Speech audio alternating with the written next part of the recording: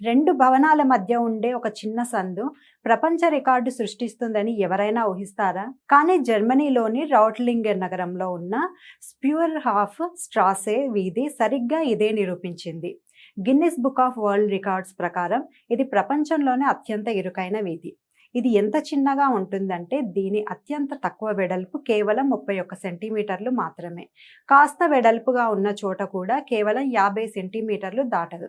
అంటే ఈ వీధిలో నడవాలంటే నిటారుగా వెళ్ళడం అసాధ్యం. పక్కకు తిరిగి పీత నడకన మెల్లగా వెళ్లాల్సిందే. కాస్త ఒళ్ళు ఉన్నవారైనా, చేతిలో పెద్ద బ్యాగులు ఉన్నవారైనా ఇందులో ఇరుక్కుపోవడం ఖాయం.